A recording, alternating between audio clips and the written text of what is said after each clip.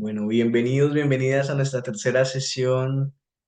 Espero que se encuentren muy bien. Nuestra tercera sesión tiene el objetivo de poder reflexionar, dialogar, discutir sobre el método marxista a partir del texto de Lenin, quiénes son los verdaderos amigos del pueblo y cómo luchan contra la socialdemocracia. Es la continuación de la lectura y la discusión que teníamos en la sesión anterior, de la parte 2 y 3 que vamos a trabajar hoy. Nuestro enfoque puntualmente será las discusiones con respecto al método, las discusiones con respecto a el materialismo histórico a partir de los debates con los populistas y cómo a partir de Lenin también esos aportes son fundamentales para lo que concebimos como el marxismo-leninismo. Y desde esos aportes revolucionarios, desde esos aportes teóricos, cómo entendemos también nuestra realidad en el presente. Parece clave que nos preguntemos, que reflexionemos sobre el presente desde esas preguntas, esos interrogantes del marxismo, de los textos tempranos de Lenin y a partir de ello también cómo entendemos nuestra propia realidad. Es muy clave, es muy importante. En ese orden de ideas, vamos entonces a compartir pantalla de acá, nuestra tercera sesión. Y entonces tenemos un objetivo en la sesión, son cuatro, ya solamente nos faltaría la organización política desde la lectura y la discusión del qué hacer. Tenemos la misma metodología, más allá de una exposición, me parece que es muy enriquecedor entrar en un diálogo sobre sus reflexiones. Nuestro objetivo es plantear los fundamentos del materialismo histórico aplicado, cómo Lenin lo aplicó, cómo lo podríamos nosotros aplicar desde la crítica marxista en el presente. Y por ello es importante la discusión sobre el método. Desde la parte 2 y la parte 3 ya sería la lectura completa de este documento que escribe Lenin muy tempranamente. Este documento Lenin lo escribe teniendo 22, 23 años, solamente que tiene una particularidad y es que se publica por secciones y esas secciones pues, claramente no salen al mismo tiempo. Y pues el documento que nosotros tenemos sí es el compilado, entonces sí se nota mucho en la lectura. Pues se trata de continuar, se trata de ligar las secciones por la discusión con los populistas y demás, pero pues eso influye que haya sido publicado una parte, luego otra y demás, pues influye en la lectura. Lo que hay que tener claridad es contra quién está peleando Lenin teóricamente, políticamente, contra los populistas rusos, cuáles son las posturas de los populistas rusos, cuáles son las posturas de la socialdemocracia entendida como los revolucionarios a final de 1800, en otras palabras, los y las marxistas, y desde allí plantearnos los interrogantes. Siempre es clave hacerle preguntas al texto, a cualquier texto, además de conocer el contexto histórico, además de comprender mínimamente quién es el autor o la autora, cuál es su intencionalidad y, por qué no, cuáles son sus intereses. Es clave, reitero, hacernos preguntas frente a lo. Y yo hoy, digamos, a la par que la sesión anterior y bueno, lo que hemos llevado del curso, traigo preguntas también, porque Lenin, como he manifestado, pues es un revolucionario que en sus reflexiones teóricas y prácticas todo el tiempo se está.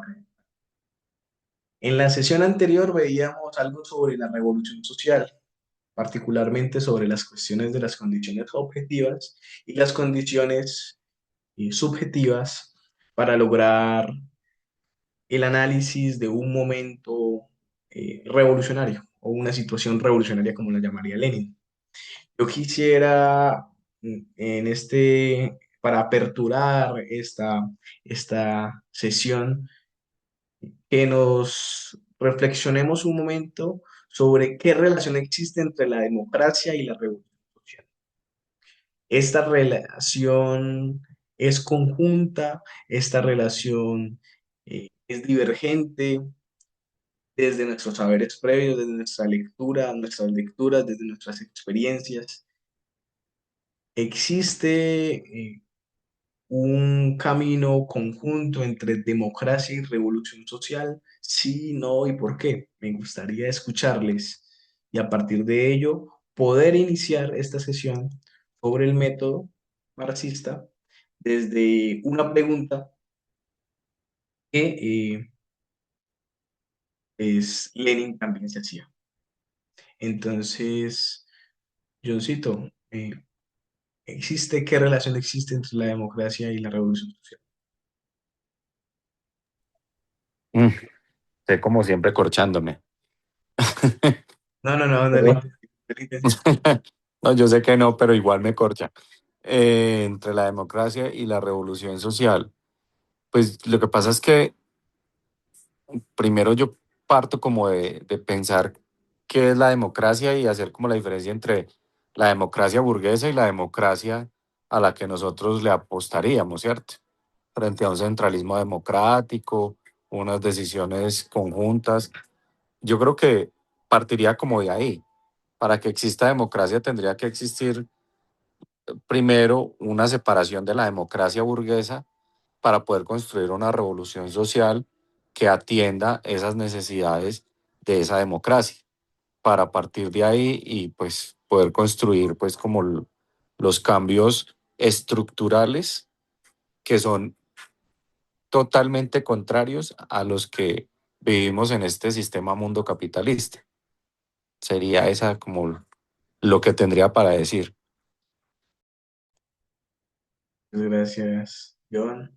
Santiago, ¿qué relación existe entre democracia y revolución social? Hola, saludos. Bueno, a ver, iría por la misma línea de John en el sentido en el que cuando hoy hablamos de democracia no es una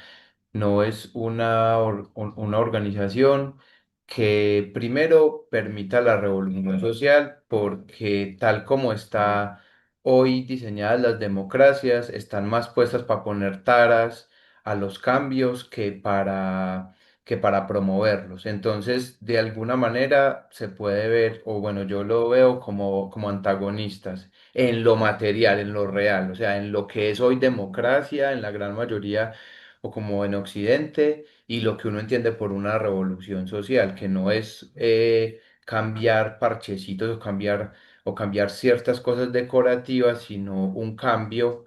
Y obviamente desde la perspectiva materialista y marxista, pues un cambio para la gran mayoría de las personas que somos la clase trabajadora. Entonces, ya obviamente hay otras instancias en donde se podría mirar la democracia de otra manera, pero en general, como lo vemos en los estados-nación, lo veo como antagónicos. Ya habría que mirar otras formas, ya en lo local, de pronto unas democracias más directas, pero en lo general, eso yo lo podría ver sí, como antagonistas. Muchas gracias. Gracias, Santiago. Fabián, ¿qué opinas de la pregunta?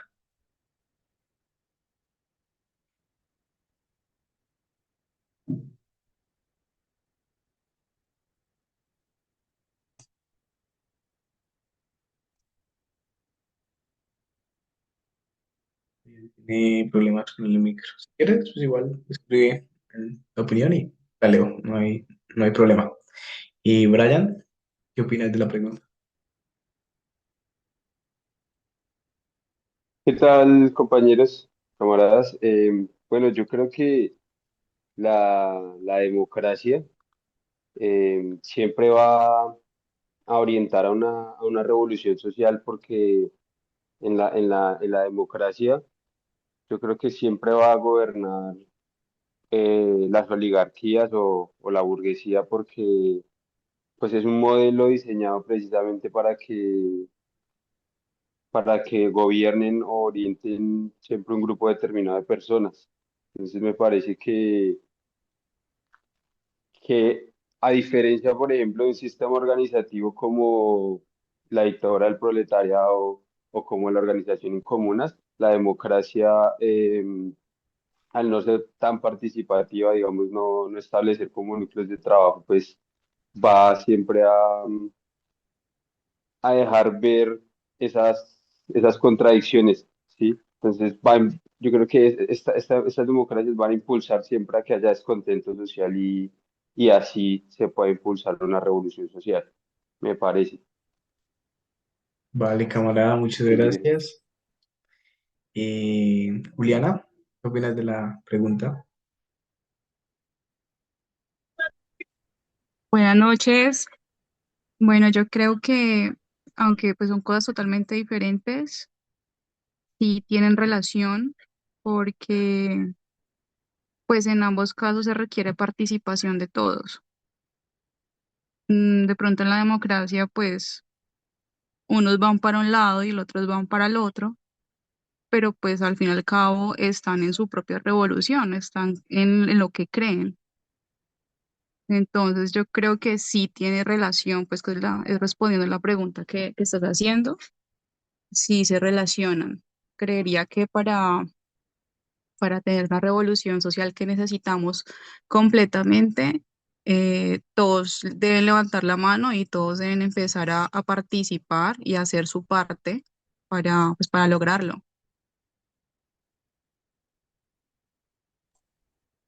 Vale, Juliana, muchas gracias. ¿Y Laura? Laura tenía problemas ahorita. Venga, micro. Bueno, hola, buenas noches. Primero que todo, ya pude solucionar lo del internet que estaba como caído ahí por las lluvias que están en Manizales, pero bueno, yo creo que sí hay y no hay una relación realmente entre la democracia y la revolución social, puesto que, pues, de cierta manera la revolución social nos lleva o nos llevó hace mucho tiempo a ciertas formas de participación y ciertas formas de poder visibilizar, no sé, tal vez un poco más el pueblo. Sin embargo, la democracia aún a hoy en día no representa realmente lo que es la sociedad o lo que somos nosotros como trabajadores y lo que es el pueblo.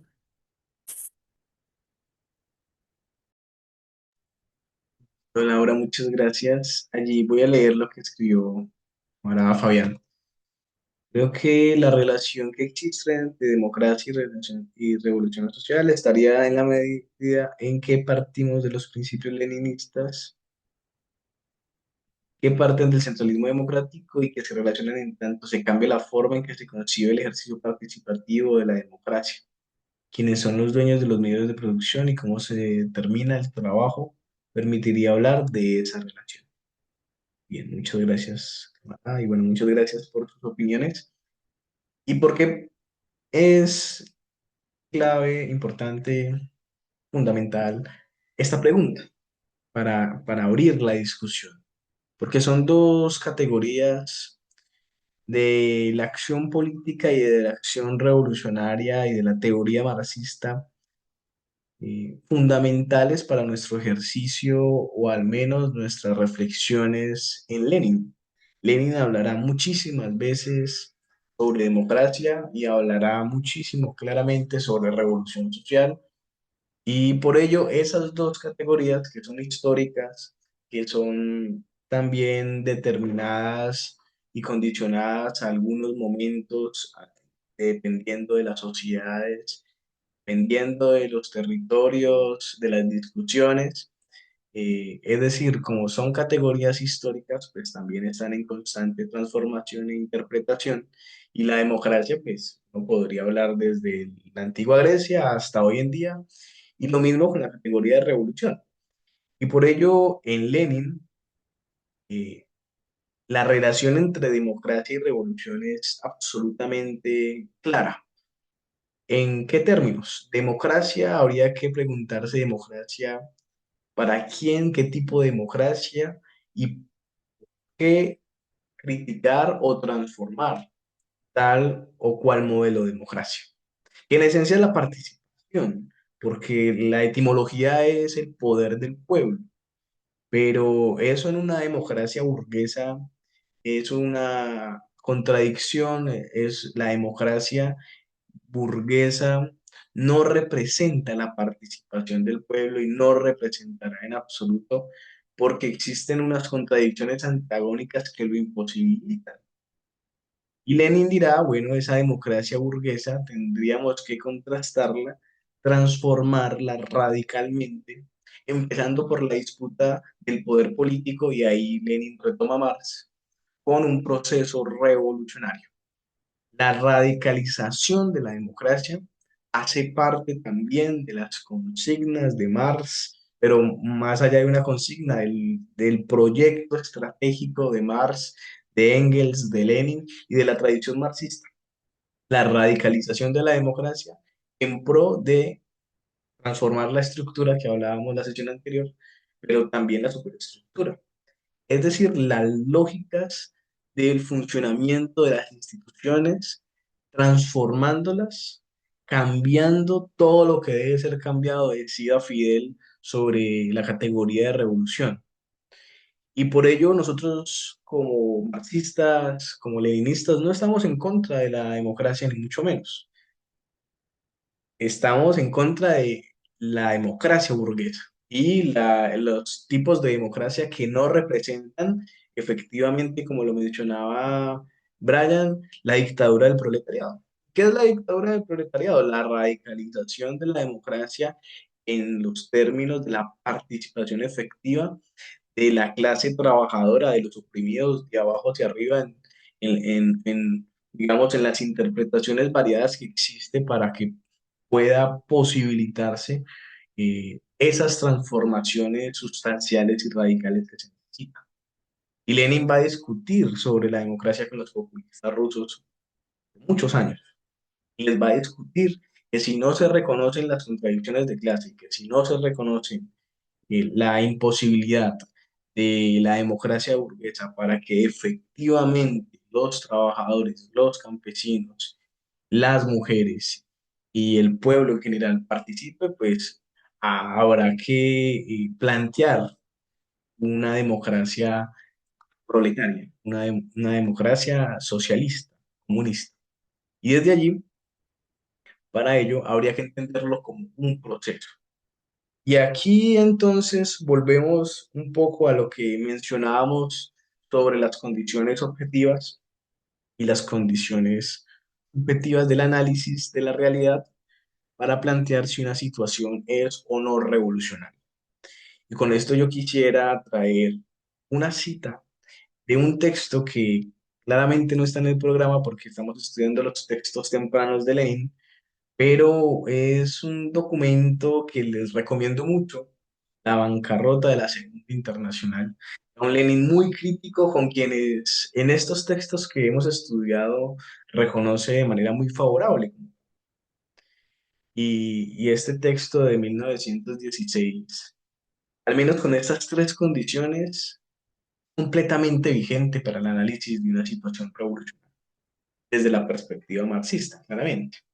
Y en esas tres condiciones que Lenin ubica, pues habrán otros desarrollos sobre el pensamiento marxista y de nuestra América mucho más para el análisis de lo que significa un proceso revolucionario, pero al menos ese proceso revolucionario que puede llevarse de una forma o de otra. También previo a ello, a ese proceso, hay que analizar la realidad para comprender o tratar de proyectar lo que podría ser o no una revolución social o una revolución económica, política, en todos los términos. Esos tres puntos te los quiero compartir porque complementan muy bien lo que mencionábamos sobre las condiciones subjetivas. Y estas condiciones que al mismo tiempo serán objetivas en Lenin, pues va a posibilitar que, por ejemplo, el aprendizaje de 1905 cambie sustancialmente y gane y triunfe la revolución en 1917. ¿Cuáles son esas tres condiciones? La primera, la imposibilidad de que las clases dominantes puedan gobernar. Es decir, dice Lenin, para que estalle la revolución ordinariamente no basta que los de abajo no quieran vivir como antes, sino que hace falta también que los de arriba no puedan vivir como antes, que ya no puedan gobernar, que ya no se les imposibilite, que ya no tengan legitimidad, pero también que haya una crisis muy fuerte. Y es con esa característica que ligamos el segundo punto. Tiene que haber una crisis económica fuerte en los términos del Estado burgués, planteémoslo así, pero en el caso del capitalismo, del modo de producción capitalista, tiene que haber una crisis. Recordemos que el capitalismo se nutre de las crisis, pero esta crisis o esta agravación fuera de lo común de la miseria pues afecta claramente, como en todos los casos, mayoritariamente a la clase trabajadora, a las clases oprimidas, al campesinado, pero se levanta en esa crisis un factor de conciencia y de lucha. Por ello, en el tercer factor, esa conciencia en lo cual en los tiempos de paz o la explotación, aunque está evidente, las masas trabajadoras, campesinas, estudiantes y demás no hacen nada por cambiar su realidad, pues en una situación revolucionaria se ven empujadas a lanzarse a la calle y por ello me parece también un ejemplo lo que estaba sucediendo en Bolivia sobre los ponchos rojos, sobre también cómo, por más que haya una situación en la cual la crisis sea evidente económicamente y que la clase dominante en el poder político y económico le falte legitimidad, no hay un empuje de las organizaciones sociales, sino hay un empuje organizado y orientado ante la crisis, en términos históricos también, pues es imposible que ocurra una situación revolucionaria. Y una insurrección, que es en efecto lo mismo, pues necesita también estos cambios objetivos para Lenin. No es simplemente la voluntad, no es simplemente el querer de los diferentes grupos, de las diferentes organizaciones, de los partidos revolucionarios o no revolucionarios, sino que son unas condiciones objetivas en las cuales Lenin plantea que se puede llevar al triunfo de una situación revolucionaria. Ojo, no es cualquier cosa el análisis de una situación revolucionaria, porque desde Marx y desde Lenin y desde Engels y desde la tradición marxista, todo el tiempo estamos criticando el modo de producción capitalista para su transformación, para erradicarlo y para implantar un nuevo estado, un nuevo modelo y bueno, mucho más allá de eso, ¿cierto? Nosotros no simplemente somos socialistas, no comunistas. Y para ello, como es un proceso, pues el análisis de una situación revolucionaria, o más bien del análisis de una situación revolucionaria, dependen muchas vidas. También depende que se triunfe o no se triunfe. Y claro, la situación revolucionaria puede ser muy satisfactoria y vencer, pero allí no termina el proceso. Debe ser un proceso de transformación de la educación, de la cultura, de la economía, de la política. Y por ello es que Lenin molesta tanto en la academia burguesa. Por ello es que el marxismo sufre un ataque muy virulento después de 1991, muy beligerante, y es porque estamos planteando la transformación radical de la estructura, de la superestructura, si queremos decirlo en esos términos del joven Lenin, y que son tres factores en los cuales vamos a tener al menos unas claridades de cómo responder a una situación en la cual podríamos preguntarnos, por ejemplo, ¿lo que ocurre en Bolivia es una situación revolucionaria o no? ¿Ustedes qué creen? Se me acaba de ocurrir la pregunta también porque la coyuntura hay que analizarla no simplemente por el momento, sino en perspectiva histórica, porque todos los días, en todo momento están cambiando las cosas, las condiciones objetivas y subjetivas. Bajo estas tres características que Lenin plantea en la bancarrota internacional, de la Segunda Internacional, 1916. ¿Han visto la noticia sobre Bolivia? Imagino que sí.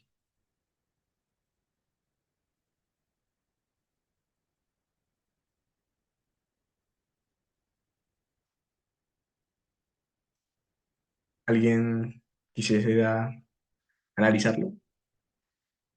Y por allí, por ejemplo, Santiago, ¿has visto sobre la noticia sobre Bolivia?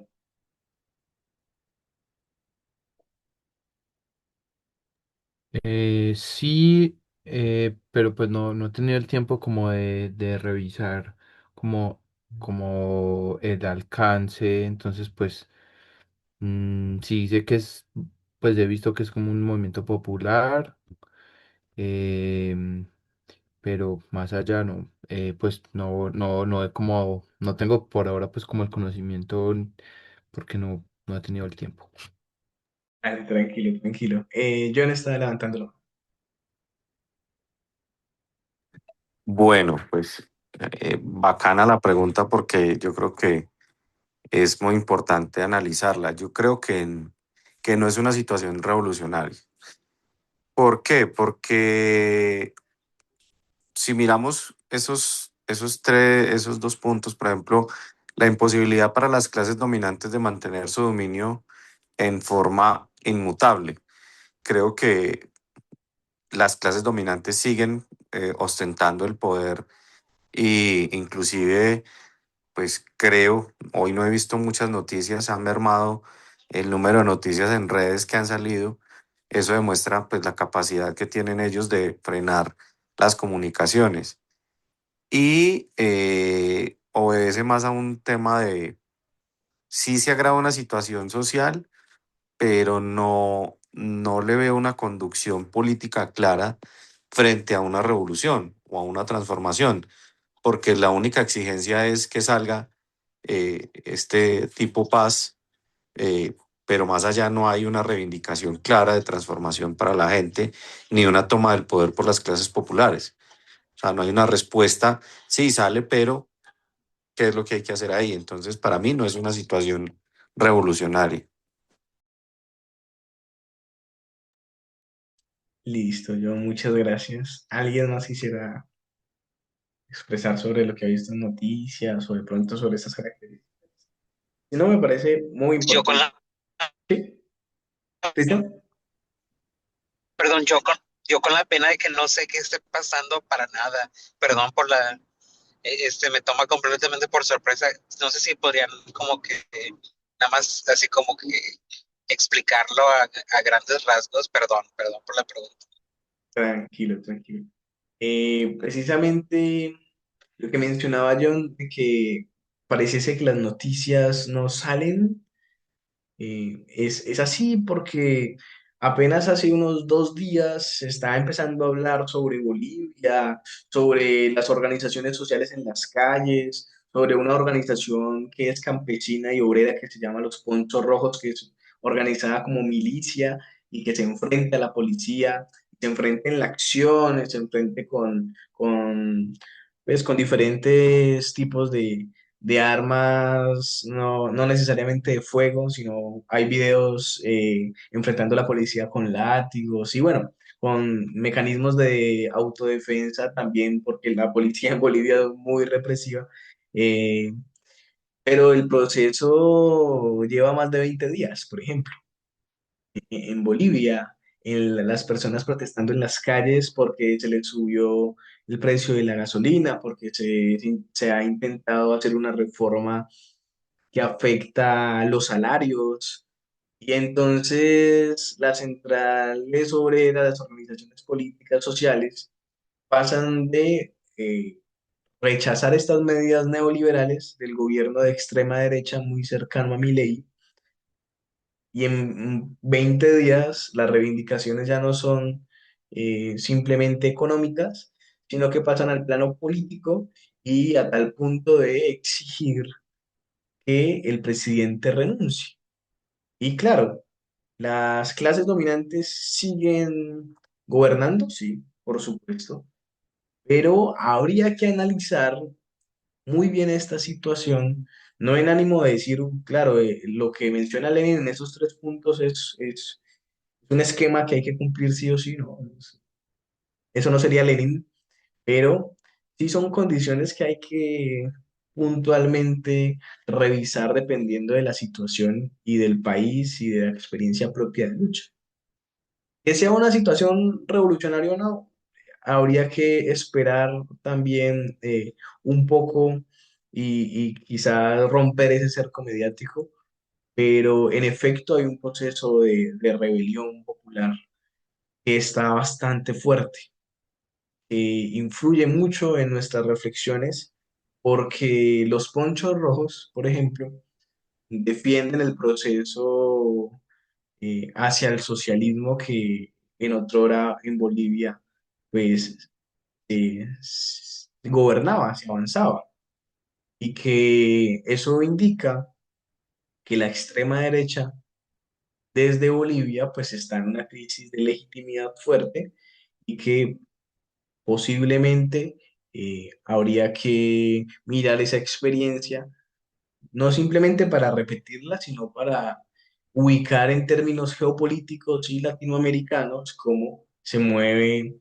la posibilidad de lucha de los pueblos y cómo también esa correlación de fuerzas es supremamente necesaria, por ejemplo, en un año como este, en un mes como este, donde en Colombia, pues se cambia el gobierno, donde hay dos candidaturas de extrema derecha que se están disputando con la candidatura unitaria pues, de la izquierda y demás, de demás fuerzas demócratas, y bueno, hasta la derecha está ahí, pero de unidad en últimas, popular, eh, para poder continuar con un proceso de reformas sociales y la radicalización de la democracia. Y eso claramente pues es un proceso muy distinto al de Bolivia, pero que todo tiene que ver con todo y en nuestro análisis de la totalidad y de la situación internacional, pues es muy importante lo que pueda ocurrir en estos días en Bolivia. Eso un poco para relacionarlo con esta cita y estas condiciones eh, de una situación revolucionaria, las condiciones objetivas, las condiciones subjetivas. Adentrándonos en el texto, sobre la discusión de Lenin y que bien podríamos hacernos otras preguntas con respecto a lo que está discutiendo Lenin. Recordemos que los populistas mencionaban que no era posible, que no era conveniente que el capitalismo se desarrollara. Sin embargo, Lenin, Kautsky ya les habían dicho claramente que el capitalismo ya existía en Rusia, que habían unas contradicciones en el campo, que habían unas contradicciones en la ciudad, en las cuales evidentemente no era un capitalismo desarrollado, no era un capitalismo inglés, mucho menos alemán, pero que era un capitalismo respondiente a un país agrario. Por lo tanto, ya habían unas relaciones capitalistas del mercado, del intercambio, que es lo que analizamos también.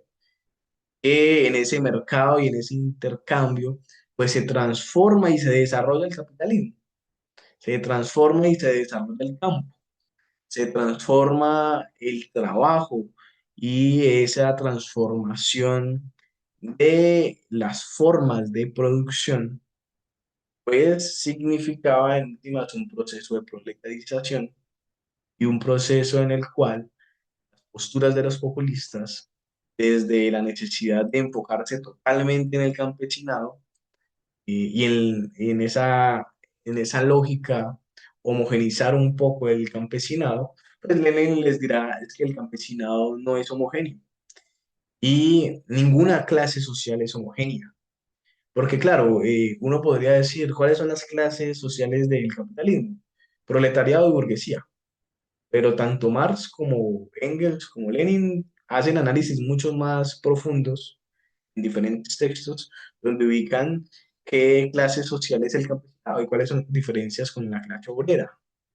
Y eso no está mal. Lenin va a llamar a la unidad del campesinado y la clase obrera, pero sí hay unas diferencias en las cuales el capitalismo evidentemente va a afectar el trabajo agrario, el trabajo campesino y va a provocar que muchas personas vayan del campo a la ciudad y se incrementen los centros urbanos y las industrias en una fase de crecimiento del capitalismo, del desarrollo en sí mismo, que eso lo veíamos en el primer texto que leímos en la primera sesión.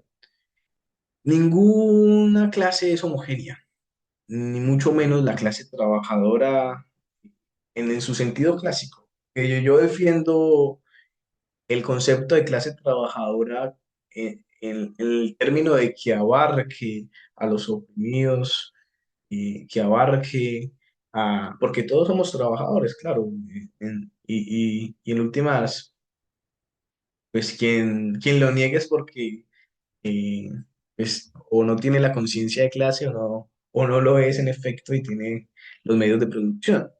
Pero esa capacidad del capitalismo como modo de producción y como sistema, de bifurcar, de dividir a, a las clases en sí misma también es una consecuencia del desarrollo de este modo de producción, pero tiende a tirar discursos de homogenización, en los cuales los populistas van a tener bastantes errores teóricos que llevan a discutirlos, eh, incluso citando a Marx de muy mala forma, con Lenin y con los socialdemócratas, que son los revolucionarios y son los marxistas que ya están dedicados a la obra de Marx.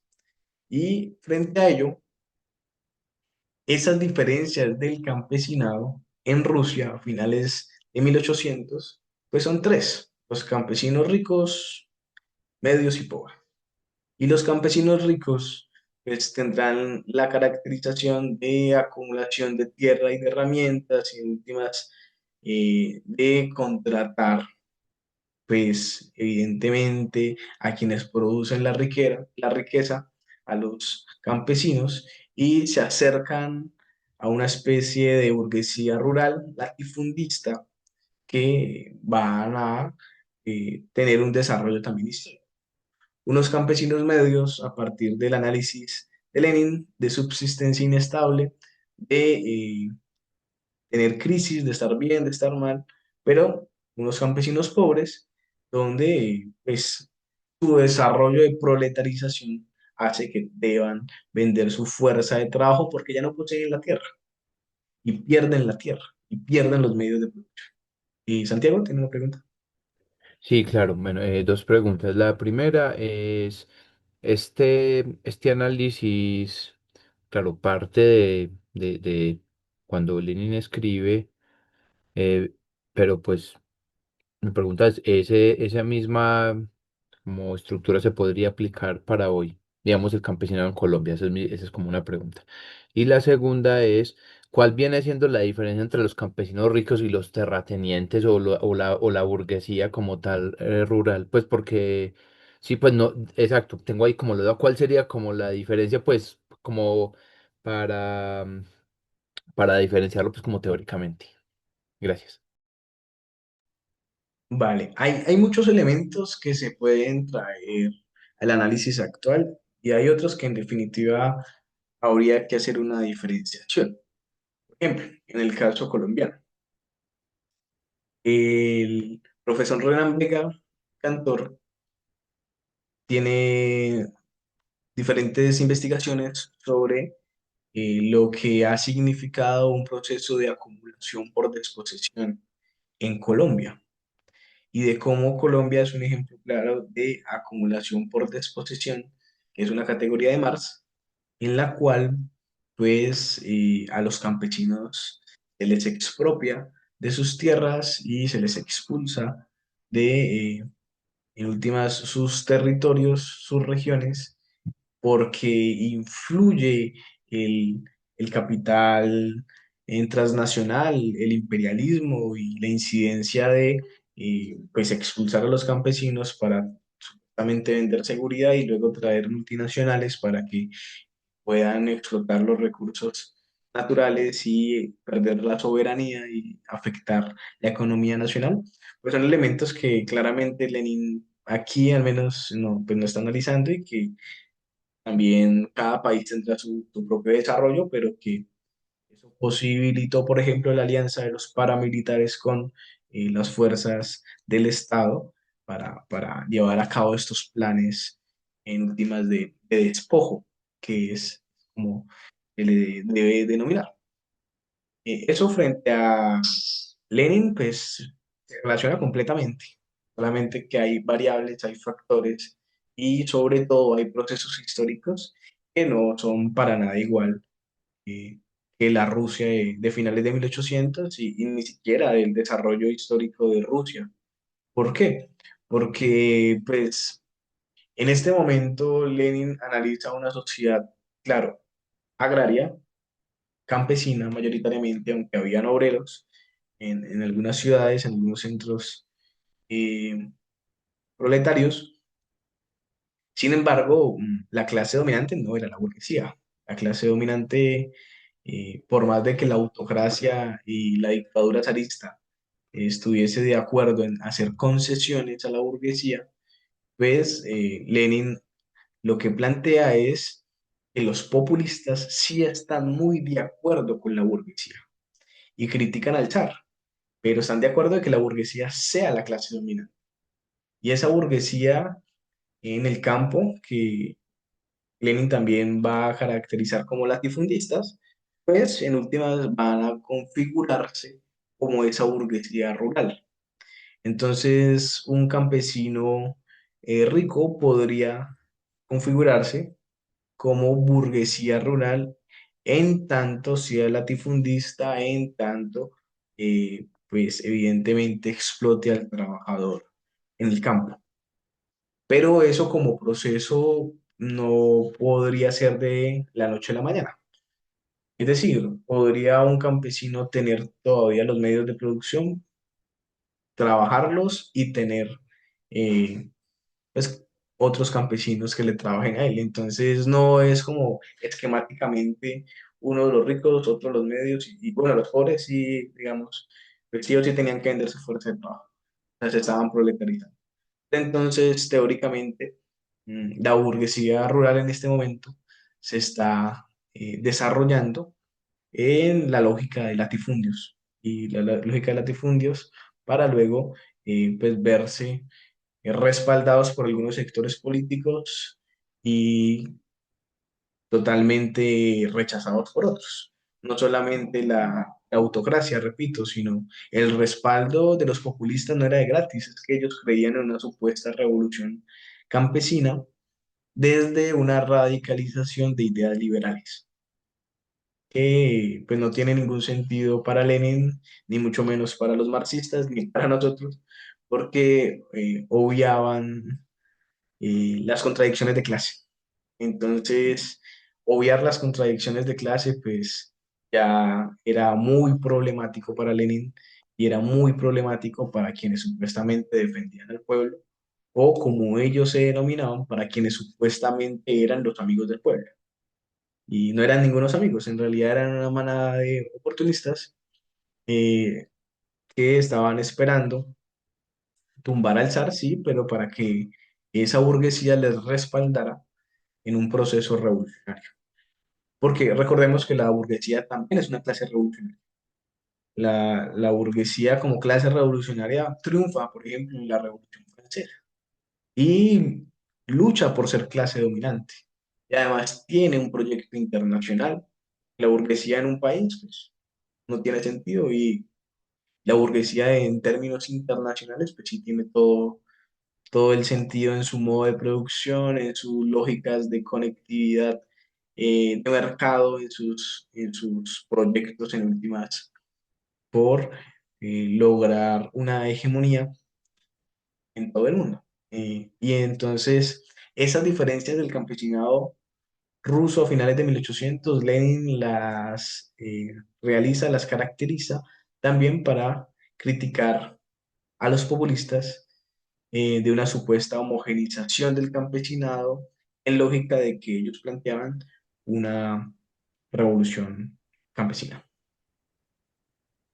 ¿Cuál es la crítica de Lenin a los populistas y por qué son insuficientes los populistas? Es un poco lo que ya estaba mencionando.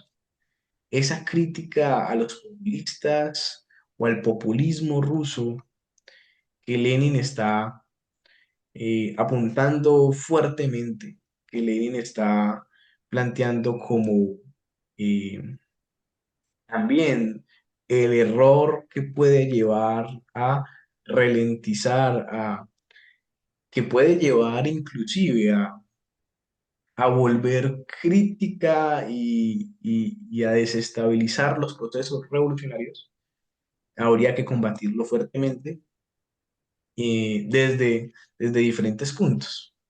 Entonces, ignoraba las contradicciones de clase, como ya lo mencionaba.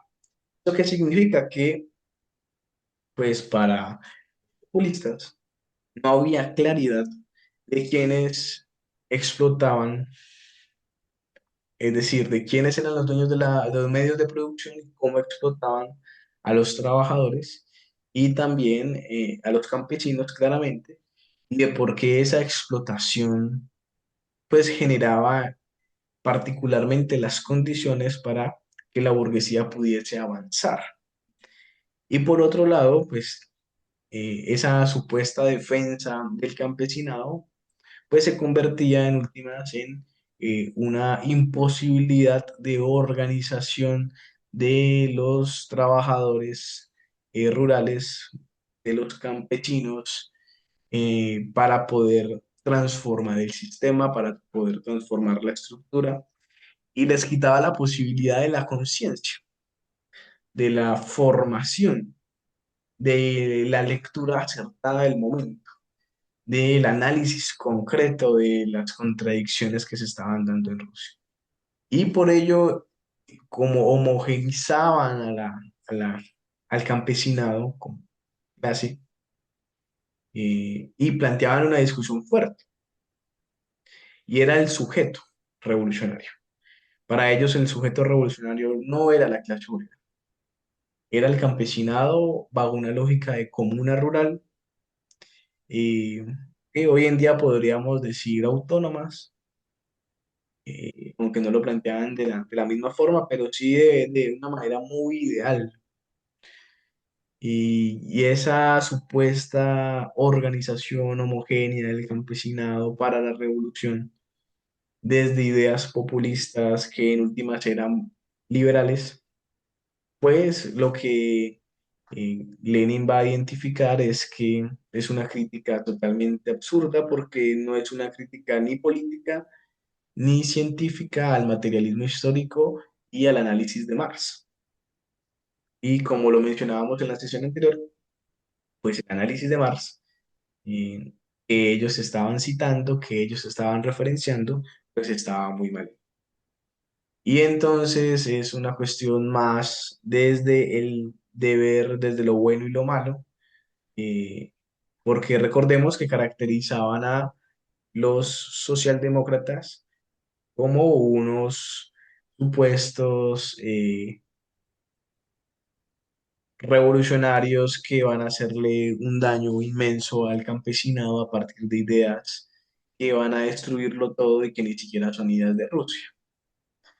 Y además de ello, no tenían ninguna claridad de cómo es el proceso del desarrollo del capitalismo y por ello pensaban que en Rusia pues, todavía no estaba bueno, no estaba desarrollado el capitalismo, pero no había un modo en el cual hubiesen contradicciones a partir del capitalismo. Entonces yo les pregunto, estamos hablando de el capitalismo, la crítica al capitalismo, pero ¿qué es el capitalismo? ¿Y cómo criticarlo desde el materialismo histórico? Si se le puede criticar desde muchos ámbitos, desde nuestra tradición, el materialismo histórico, ¿cómo se puede criticar? Empecemos por la primera. ¿Qué es el capitalismo? Cristian, para ti, ¿qué es el capitalismo? Ay, perdón, yo dejé mi micrófono. Ah, tranquilo. Bueno, pues, pero pues yo diría que el capitalismo es como que representa la posibilidad del socialismo. No es algo que se tenga que oponer o retroceder, pero, o sea, llevar a su consumación, a ir, este, al socialismo a través del capitalismo. Pero en sí es un sistema de colaboración, muy como tipo Adam Smith, este, pero también al mismo tiempo es un sistema de explotación. Y ahí está la contradicción, pero no debemos de dejar de por visto que por la misma vía del capitalismo, uno debería de llegar al socialismo. Entonces, no sé, tal vez esa sería como yo respondería.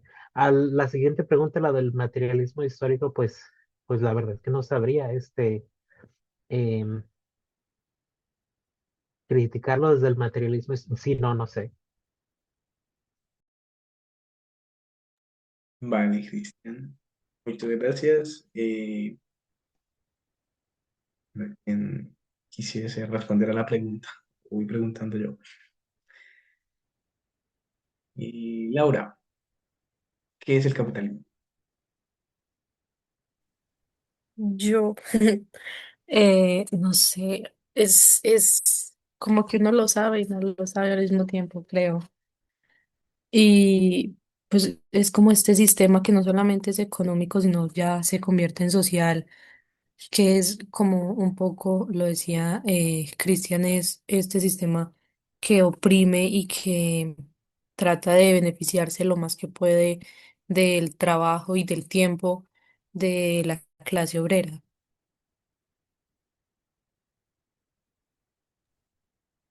Vale, Laura, muchas gracias. Bueno, le pregunto a Juliana.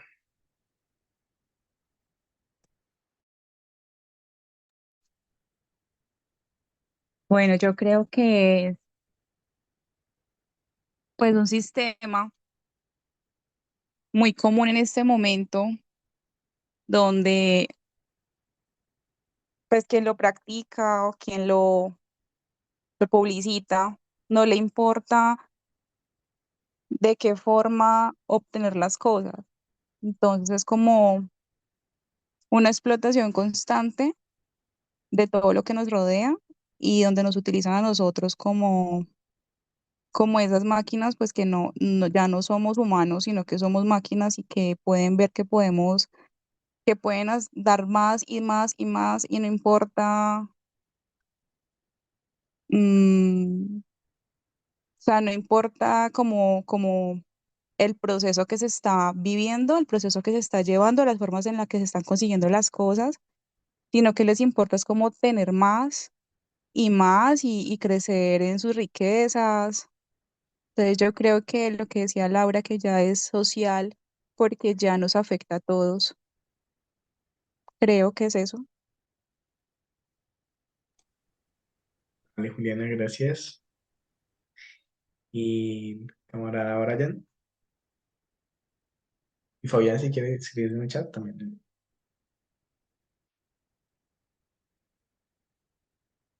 Eh, bueno, yo creo que pensándolo como la explotación del hombre por el hombre y de esta manera, pues como históricamente han acumulado las riquezas, igual también como se han aprovechado de los recursos naturales y los recursos humanos para hacerse capital, para hacer riqueza.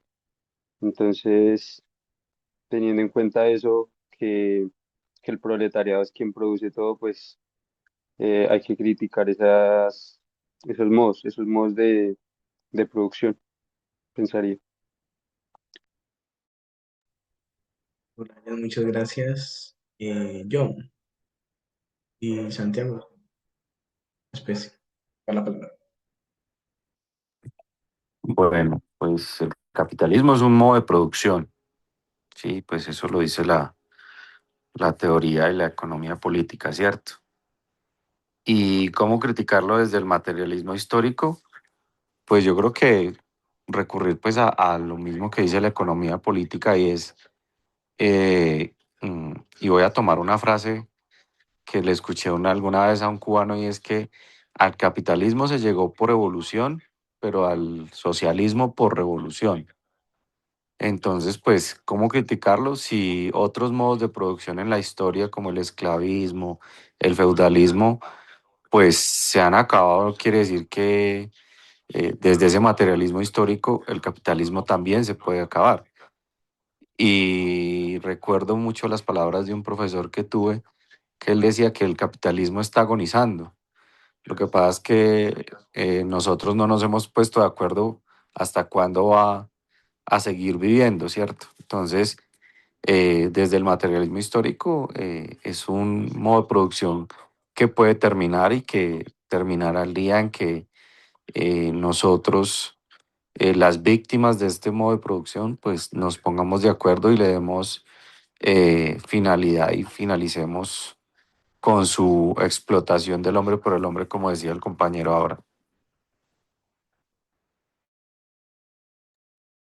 Listo, muchas gracias, John. Capitalismo es dice Fabián en el chat, capitalismo es un sistema basado en los medios de producción, es decir, en la propiedad privada. Ahí había mencionado lo que colocó Fabián allí. Pero sí me parece clave, hoy he dicho mucho esa frase, es importante, fundamental. Empezar por precisamente lo que mencionó John Edward, y es que el capitalismo es un modo de producción. Y eso pues, puede sonar simple, pero como los análisis de economía política lo plantean así, en los mismos términos como lo estaba explicando John, que me parece muy, muy acertado, es un modo de producción que se basa en algo. Ustedes lo han mencionado, en la explotación del ser humano y la naturaleza. Y esa explotación es la destrucción en sí misma. Y el ser humano y la naturaleza son sus dos principales fuentes de riqueza, pero también basa su quehacer como modo de producción en la acumulación y en la defensa acérrima de la propiedad privada, de los medios de producción. Los modos de producción en la historia han tenido diferentes desarrollos de los medios de producción, que son categorías de Marx, bueno, son categorías de la economía política, pero que Marx va a desarrollar bastante. Y que Lenin, como ya buen marxista en la década de 1890, muy joven, pues ya lo comprende muy bien. Y es ese modo de producción concreto, determinado en una época histórica, llamado capitalismo, claramente tiene una explicación económica, pero como ustedes también ya lo han mencionado, es un sistema que trasciende lo económico. Es un sistema que tiene estructura y tiene lógica de superestructura. Hay muchos marxistas que critican esas dos categorías de estructura y superestructura, pero esos son los términos del joven Lenin. Entonces vamos a decirlo así. Y es decir, es un modo de producción, de explotación, de privatización de la vida, de muerte en últimas, porque como también tiene una intencionalidad de volverse poder en el mundo, pues necesita unos sistemas que lo validen. Al capitalismo no le interesa si es la democracia burguesa el que lo valide o es la dictadura del fascismo y el nazismo Al capitalismo no le interesa como modo de producción si es un sistema político X o Y el que va a defender la propiedad privada de los medios de producción y por ende la explotación del ser humano y de la naturaleza. Por lo tanto, los burgueses liberales que defienden las supuestas libertades, pues en realidad lo que están haciendo es un engaño porque están mencionando que el capitalismo es un supuesto sinónimo de democracia. Por eso quise arrancar esta sesión con la discusión de la democracia. Capitalismo no es sinónimo de democracia. Incluso yo planteo que es su contrario. El capitalismo como modo de producción responde bastante bien con los nazis o con la democracia, eh, la supuesta democracia, porque es una farsa de Estados Unidos. Cristian, Maestro, ¿cómo explicaría usted la relación del capitalismo con el capital? listo. Lo que sucede allí es que el capital, también como categoría histórica, tiene que ver con las relaciones sociales, tiene que ver con el intercambio y tiene mucho que ver con la capacidad de poder llevar ese trabajo ese trabajo que se produce en realidad por quienes producen la riqueza, que somos nosotros, la clase trabajadora, a lógicas de comercio, sea exterior, sea interior, y que por ello el análisis de la crítica de la economía política de Marx, que es en últimas el Capital, el tomo 1, 2 y 3, pues analiza el capitalismo como modo de producción, pero analiza todas las particularidades del capital. Entonces, por ejemplo, hay neoliberales que plantean que Marx habló, pues obviamente no han leído a Marx, pero que Marx habló de capital y no de capitalismo. Eso es completamente falso. Marx habló de capitalismo todo el tiempo. También habló de unas condiciones que permiten que el capital se origine, se produzca, pero también eso tiene una explicación de acumulación originaria, que tiene mucho que ver con lo que dije ahorita temprano sobre el despojo, la disposición. Entonces, el capital como relación social económica, pues también tiene un análisis en el cual nosotros podríamos permitirnos adentrarnos en términos de economía política, pero también de geopolítica. Luchamos contra el modo de producción capitalista, reconociéndolo, entendiendo las condiciones del capital, que es mucho más allá que ganancia, que son categorías económicas que a veces se confunden con la cuestión de el valor, por ejemplo, y el valor de uso, el valor de cambio, pero que necesitamos estudiarlas y por eso mismo el esfuerzo colectivo que impulsamos y que ustedes y que nosotros hacemos. Entonces, pues es una relación de contradicción completamente, de contradicciones. Una relación en la cual si hay una explotación de una clase a otras clases, de la burguesía puntualmente, al proletariado, a la clase trabajadora, en últimas hay que entender el por qué. ¿Y cómo vamos a criticar el capitalismo si no sabemos, por ejemplo, qué es el capitalismo? No digo que ustedes no lo sepan, claramente lo saben, lo expresaron, pero hay que empezar a ajustar esos términos y esos conceptos sobre la discusión económica, política y social. Entonces, a partir de allí, capitalismo, bueno, no sé si respondo la pregunta, Cristian. Sí, sí, muy bien. Vale, muchas gracias. A partir de allí, capitalismo como modo de producción, que basa como cualquier otro modo de producción, sus condiciones de poder generar o de cumplir las necesidades con unos factores específicos, históricos, sociales, económicos, pero que particularmente necesita de la propiedad privada de los medios de producción y de la explotación. Y además de la enajenación, porque con el capitalismo vienen unas mentiras bien particulares. A diferencia de los anteriores modos de producción, en el capitalismo se vende la supuesta condición de movilidad social y los engaños que pueden haber, eh, sobre todo a la clase trabajadora, la enajenación para poder hacer creer que en algún momento el oprimido puede ser opresor.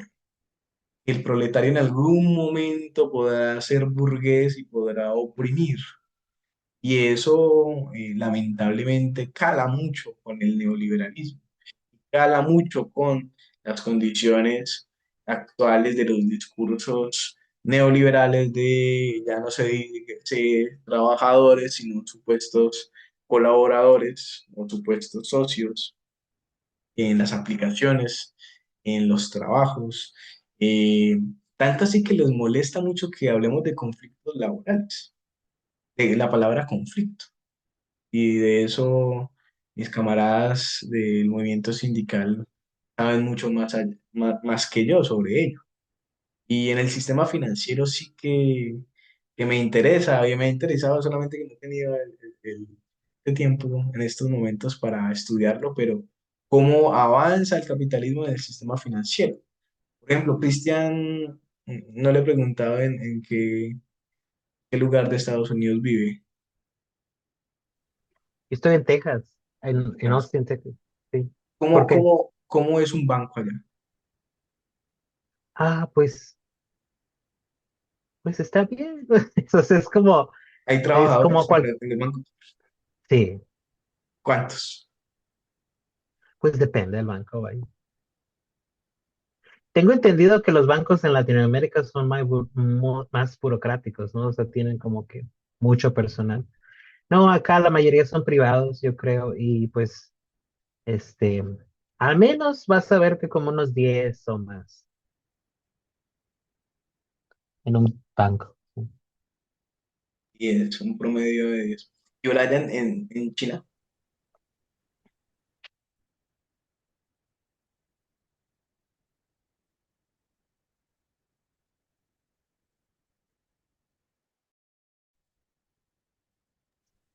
No es que en Chile no hay bancos, pero broma, broma. Qué pena que estaba, no tenía el celular a la mano. No, acá también se ven como un buen personal. No sé, unos 10 uno va a un banco y lo atienden bastantes personas, como si fuese, no sé, en Latinoamérica, más o menos. ahora le pregunto a mis camaradas de la UNED, la Unión Sindical, la Unión Nacional de Empleados Bancarios. Yo no, Juliana, ¿cuál es el promedio de trabajadores? Porque yo sé que eso depende del banco, claramente, pero haciendo la comparación de Estados Unidos, de China y de la historia, Pues en mi banco, en este momento, en mi oficina, somos 17 personas en las dos jornadas. 17. Y yo no, Hay bancos como Bancolombia que en una sola jornada pueden haber hasta 20 personas. Bancolombia, por ejemplo, hay oficinas donde hay 7 asesores, 6 cajeros, asesores especializados de banca pyme, eh, gerente sí es un gerente por cada 3 oficinas, pero si hay un subgerente, entonces son oficinas bastante numerosas dependiendo de, como de la ubicación y la segmentación que tengan. Pero hay oficinas hasta de 20 trabajadores en Bancolombia. Pero pasamos a oficinas donde bancos extranjeros como por ejemplo el BBVA, donde pueden haber 2 personas en caja, 3 asesores, gerente y subgerente. O sea, son oficinas muy pequeñas. Entonces depende como del segmento y de eso, pero siempre suelen haber bastantes personas eh, en las oficinas. Sí. Propongo el análisis porque es que son trabajadores y trabajadoras en las cuales el mismo modo de producción y el modelo capitalista con sus diferentes fases va eliminando esos puestos de trabajo. Recordemos que hay dos factores en la plusvalía que pueden provocar que el patrón, el burgués, y robe, más bien robe más plusvalía. Y una es aumentar la capacidad tecnológica y disminuir con eso puestos de trabajo. Y la otra es extender los horarios de trabajo. Bueno, quitar la regulación laboral. Pero frente a ello, propongo el análisis porque se trata precisamente, como diría un camarada, de preguntarnos, de preocuparnos por los trabajadores y trabajadoras de carne y hueso. Y frente a ello, el análisis concreto de la realidad nos debe llevar. Incluso te voy a leer la palabra a Cristian, pero quisiera preguntarle a John, ¿cierto que hay un banco donde no hay trabajo? Me contabas hace un tiempo, pero no recuerdo. ¿Cristian?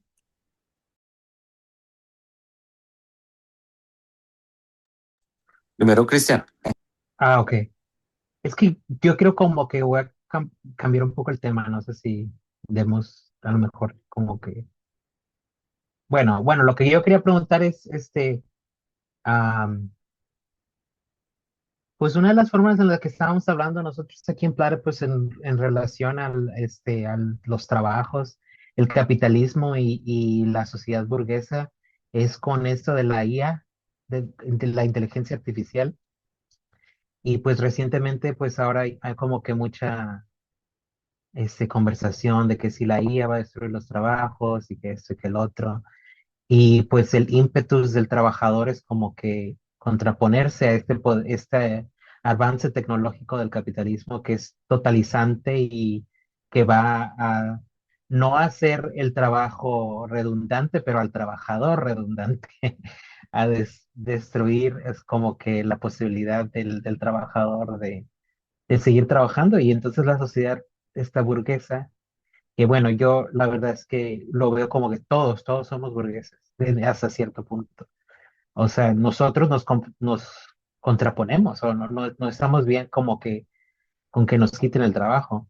Inclusive si pensamos en la época del COVID, que pues, o sea, fue como una imposición bonapartista del Estado, al menos aquí en Estados Unidos, donde cerraron todos los trabajos, todo el mundo se fue a sus casas y les iban a mandar dinero y pues no podían trabajar y obviamente pues también la sociedad en sí se rebeló, o sea, no, ¿cómo nos vas a quitar el trabajo? Nosotros tenemos que ir a trabajar, o sea, somos lo que es parte del capitalismo.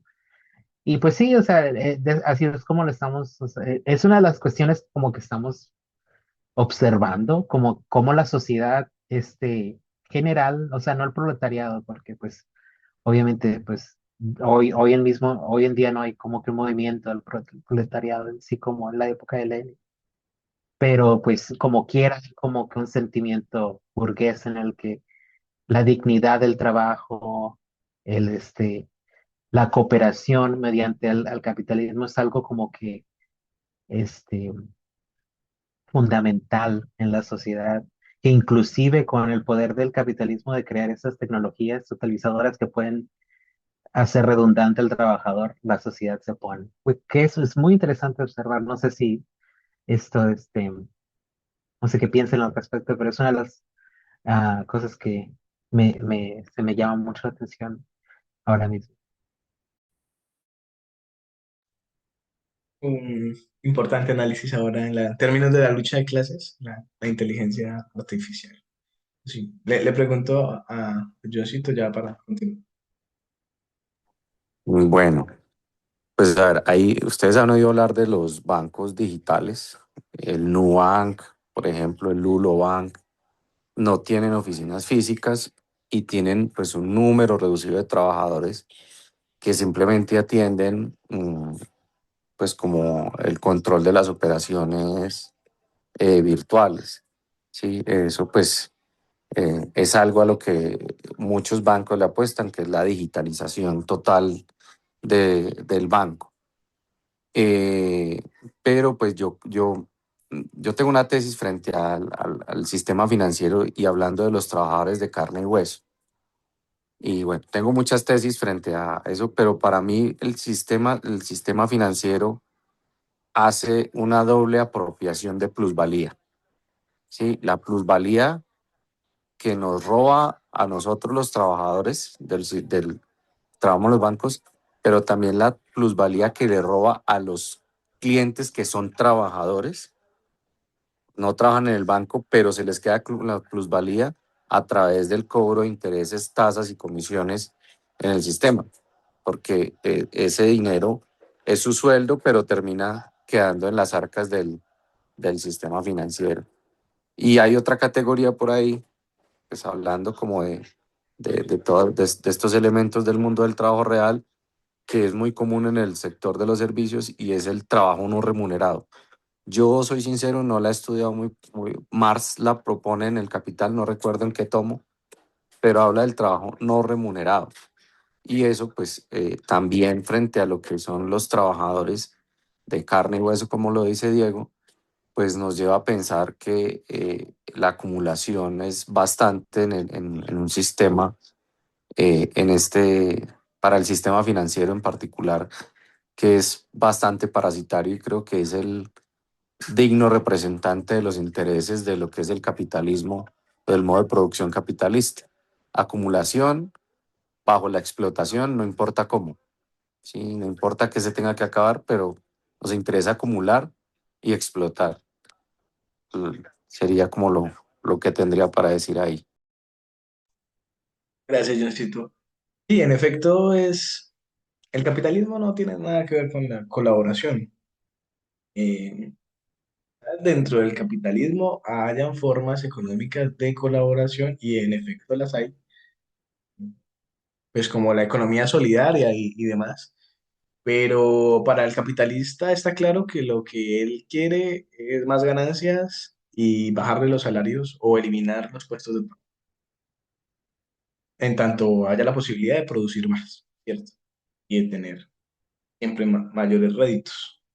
Y para la clase trabajadora consciente, pues siempre nosotros lucharemos por trabajar menos, ganar más y producir lo necesario.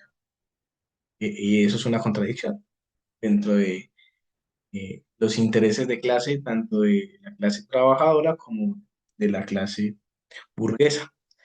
Que hoy en día la clase obrera no es la clase obrera tradicional, mm, de la fábrica, pues por supuesto. Pero por eso la reivindicación de la categoría de clase trabajadora debe hacerse en términos históricos. ¿Cristian? Pero no le dan sentido de permanencia entonces al capitalismo si se supone que es nada más o sea, que ellos quieren que trabajemos. Si se hace esa dicotomía entre ellos quieren que trabajemos más y nosotros queremos trabajar menos, como que siento que el fin del socialismo era abolir el, el trabajo en sí, ¿no? O sea, el llegar a una sociedad en la que no tuvieras, ¿cómo se dice? Wage labor, o sea, el trabajo asalariado. O sea, se supone que deberíamos que no, esa es la abolición de eso, ¿no? Esa es una muy buena pregunta porque nosotros no estamos en contra del trabajo, sino de las relaciones de explotación capitalistas del trabajo asalariado, que allí ya con trabajo asalariado pues entra la connotación del robo de plusvalía y de la explotación. En esencia, el Estado socialista que tendría que hacer la transformación radical del capitalismo, que decías ahora y me parece muy importante eso, del capitalismo emerge la posibilidad de formación, no solamente de formación, sino de organización para hacer un proceso de revolución socialista, por supuesto. Eh, que necesariamente tiene que haber capitalismo para que haya socialismo, ¿no? Pero sí del capitalismo emerge las posibilidades más concretas para la revolución socialista. Pero el Estado socialista todavía tiene clases sociales, todavía tiene lógicas de trabajo asalariado y explotación. Solamente que la clase dominante, pues, es el proletariado, es decir, la mayoría. Bueno, proletariado en términos clásicos, ¿cierto? Es los oprimidos, quienes desde abajo y desde arriba están asegurando un nuevo modelo de acumulación ya no privado, sino social. Pero el comunismo, en lógicas y términos de Marx, trasciende al Estado socialista, donde ya se supone que no hay Estado y por lo tanto no hay clases sociales, tampoco es la eliminación del trabajo. Es por el contrario la posibilidad de una sociedad en la cual, y para ello habrá que pasar muchísima historia y posibilidades de cambio, en la cual haya una sociedad de productores libres asociados. Productores Perdón libres.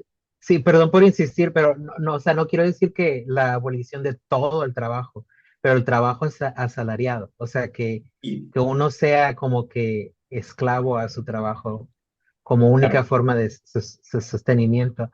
Pero, o sea, no debemos de perder de vista el punto, o sea, el punto no es mantener el capitalismo, el punto es trascenderlo, ¿verdad? es, en efecto, por vías democráticas burguesas o por otras vías, pero es, en definitiva, derrocarlo. Y eso tiene que ver con el método marxista, que como lo hablábamos también en las dos sesiones anteriores, se relaciona con la posibilidad de entender el materialismo histórico y la dialéctica como ejes centrales teóricos del pensamiento marxista, de la tradición marxista. Y entonces el materialismo histórico analiza la economía, por supuesto que sí, pero más allá de analizar la economía, dice, es que la economía condiciona la vida social, la conciencia. No es la conciencia la que condiciona la economía, parafraseando a Marx. Pero al mismo tiempo ese análisis económico no puede ser solamente lo que vaya a determinar el análisis de la historia, ni mucho menos de una sociedad. Si analizamos una sociedad solamente por su economía, estamos haciendo un análisis interesante, importante, pero no explica. En ese orden de ideas, las clases eh, surgen de las relaciones de producción, es decir, de las contradicciones de clase, pero también porque las personas en un momento determinado, las sociedades se apropiaron de unos medios de producción y otros quedaron despojados. Porque, claro, uno podría plantear muchas características de los burgueses, burguesa, muchas. Condiciones subjetivas y condiciones objetivas de la clase dominante burguesa en el capitalismo, claramente. Pero en esencia hay una condición objetiva, que sí o sí tiene que cumplirse para que alguien sea burgués o alguien no sea burgués. Y es si es dueño de los medios de producción. Si una persona es dueña de los medios de producción y ella cree que es una proletaria, es una trabajadora, pero es dueño de los medios de producción, pues objetivamente lo que es una burguesa, es de la clase burguesa. Y por el contrario, si un trabajador desclasado, decimos nosotros. Si un trabajador se cree burgués porque gana bien, no sé, gana 40 millones de pesos, no sé cuántos será eso en dólares. eh, Gana muy bien, gana 30 millones de pesos, gana muy bien en dólares o en euros, ¿no? Pero eso sigue dependiendo de su trabajo y si se queda sin trabajo a los 3 meses, 4 meses, 5 meses, ya gastó todos sus ahorros y ya no tiene trabajo, ya no tiene posibilidad. Pues en realidad nunca fue un burgués o una burguesa, porque no tiene los medios de producción. Esa condición objetiva de muchas otras condiciones objetivas y subjetivas, lo que define ser de una clase o de otra, en el capitalismo, pues habría que analizarlo como contradicciones antagónicas. Quien tiene los medios de producción, sean fábricas, sea la tierra, sea empresas, X o Y, tiene una relación, perdón, tiene una contradicción antagónica con quien no la tiene. Porque quien no la tiene tiene que vender su fuerza de trabajo a cambio de un salario para sobrevivir. Ya no tiene ese salario, pues ya no tiene cómo suplir sus necesidades, sea limitadas o sean muy buenas. Y por lo tanto, esas contradicciones antagónicas nunca se van a resolver. O gana una clase o se sigue manteniendo la clase blanca, pero no se resuelve. No hay forma de conciliar eso. Por más de que todo el mundo gane muy bien, pues siguen habiendo relaciones de explotación en la cual el burgués siempre tendrá y pues un robo de plusvalía, de plusvalor, con el cual va, si los salarios son muy altos como en Noruega, la sociedad vive supuestamente bien por el estado de bienestar, pues quienes son los burgueses viven extremadamente bien. Y la lucha de clases impulsa la historia desde Marx.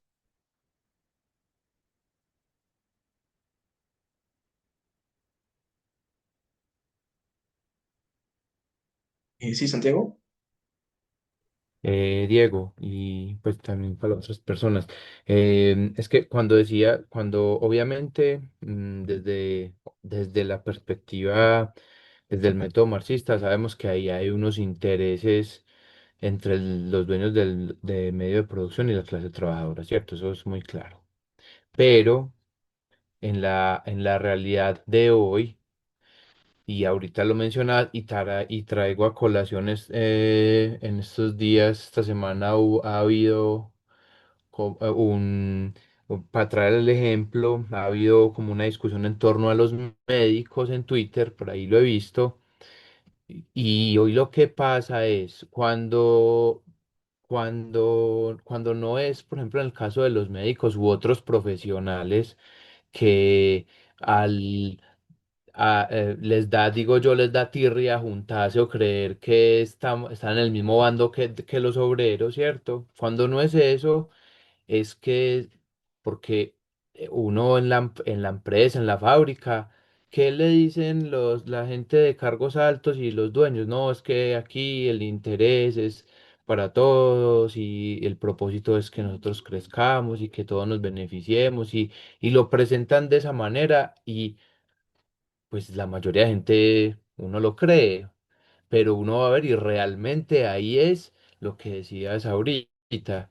El dueño de los medios de producción, bueno, sí, no va a estar pensando en gastar lo menos, es decir, entre salarios, materias primas, gastar lo menos posible a una máxima productividad para poder ganar más. Entonces, ¿a qué voy? Pues a qué voy eso, pues como que vengo a pensar, pues sí, vengo a pensar o a hacer una cosa que también se ha hablado pues aquí a lo largo del curso, que la importancia de esa conciencia de clase en los trabajadores y las trabajadoras y cómo seguir en ese asunto, porque uno pues en el sindicato se da cuenta cómo es que a veces se trata de maquillar esa contradicción que ahí está, es que Eso no tiene uno que leerse un montón de tomos.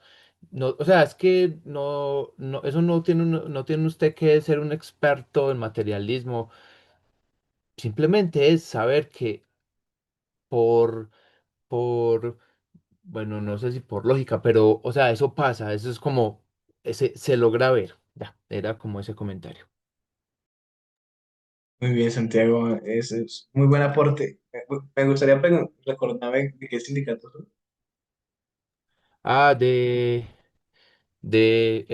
sindicato de la Caja de Compensación Familiar de Antioquia, de Confama. Bien, sí, ¿no? Son contradicciones latentes, permanentes, y por eso mismo, pues, también quieren acabar el sindicalismo, los burgueses, porque Epa, el movimiento sindical clasista, consecuente, que estudia el método marxista, que se ha perdido, lamentablemente, pues le dice las verdades en su cara a los burgueses y a los trabajadores que no tienen conciencia de clase. Que también hay bastantes, lamentablemente, que, claro, digamos, la cuestión eh, de los médicos se da en el magisterio, muy buenos salarios. Y ahí, no todos, obviamente, pero quienes también sufren de no reconocer en qué de clase. precarización como un berraco. Así es. Por ejemplo, nadie habla de los maestros y maestras del sector privado, ni sindicato hay. Entonces, como que así mismo con un montón de puestos de trabajo. Porque con eso, digamos, de alguna manera trato de englobar la parte 2. La parte 3 consta de tres elementos importantes. Estrategia política, el asunto del sujeto revolucionario, que es una discusión permanente para quienes reflexionamos desde la tradición marxista. ¿Cuál es el sujeto de la revolución? Para Lenin estaba clarísimo, pues, en lógica de Marx, el proletariado. Y la lucha de clases. Entonces, ¿cómo trascender de la lucha económica a la lucha política? El análisis económico, vuelvo y reitero, eh, es fundamental para cualquier interpretación de una sociedad en la historia, pero no puede ser lo único. Y no puede ser porque se limita en muchas ocasiones a que esos datos no sean interpretados en términos políticos. Por eso hay una crisis de economistas políticos. Hay muchos economistas, pero economistas políticos. Hay muchos filósofos hoy en día, hay filósofas, pero filósofos y filósofas políticas, ese factor es clave. Entonces, Lenin va a plantear que la forma de trascender a la lucha política desde la lucha económica es la organización.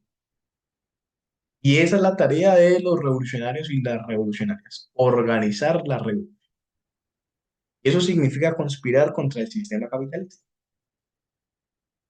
Y eso suena, uff, conspirar contra el sistema en todos los espacios, como este, que es un espacio de formación, en el sindicato, en el colectivo, en las redes sociales, donde sea, pero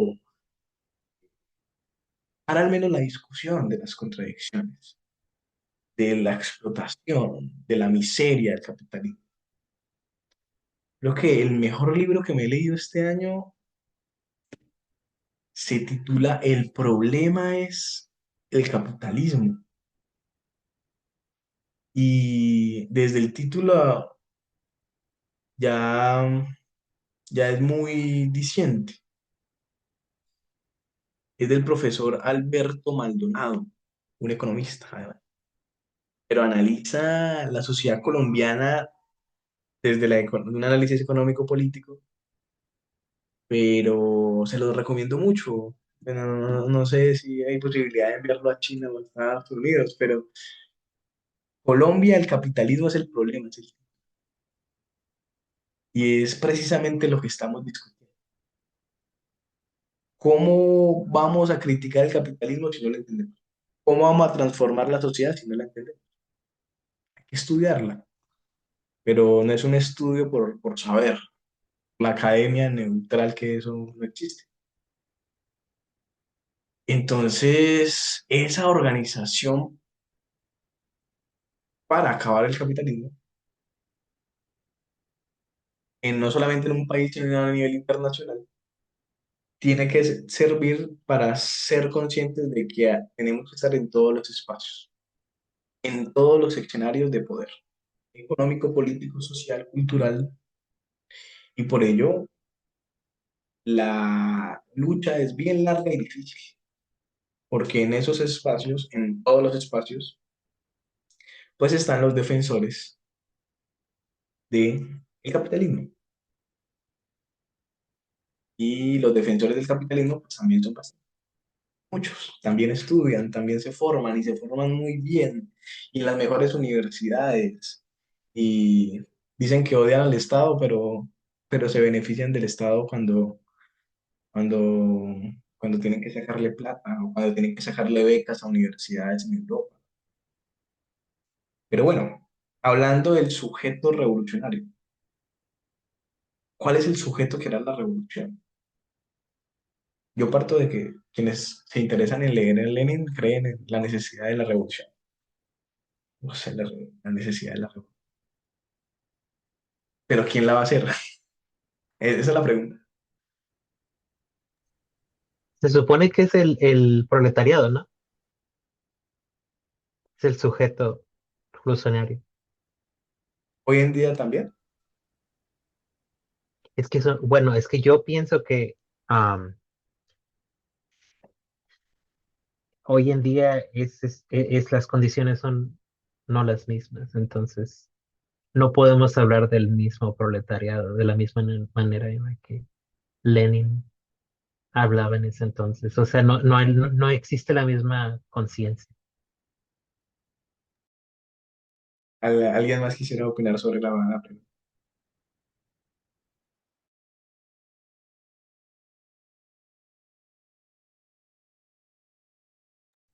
Y tal vez me surge una duda como para aclarar tal vez cómo vemos esto, este, sobre la diferencia entre la clase obrera y el proletariado. ¿Hay una diferencia o es lo mismo? Depende de quién le pregunte. Pero si lo hablamos en términos conceptuales históricos, son sinónimos. Realmente que hay quienes dicen, no, la clase obrera era la clase tradicional de la fábrica, del trabajador industrial, que ya no existe prácticamente. Bueno, pues, obviamente sí existe, pero lo que me refiero es que ya no es lo mismo que en el tiempo de Marx, ni mucho menos de Lenin, ni mucho menos de la mitad del siglo pasado. Entonces, la clase trabajadora, pues somos nosotros los que vendemos nuestra fuerza a cambio de un salario, retomando las palabras que estaba mencionando. Y el sujeto de la revolución en Lenin es muy claro, es el proletariado, es la clase obrera, la que va a hacer la revolución. Y luego va a decir, bueno, pero necesitamos la alianza con los campesinos, la alianza obrero-campesina. Y eso hoy en día es completamente vigente. Sin embargo, dependiendo de las sociedades, países, pues hay que incluir al sujeto revolucionario de forma colectiva y mayoritariamente mi población es indígena, como en Bolivia, quienes están en las calles hoy en día enfrentándose a la represión del gobierno de ultraderecha en Bolivia. No solamente son los obreros, no solamente son los campesinos, también las comunidades indígenas. Creo,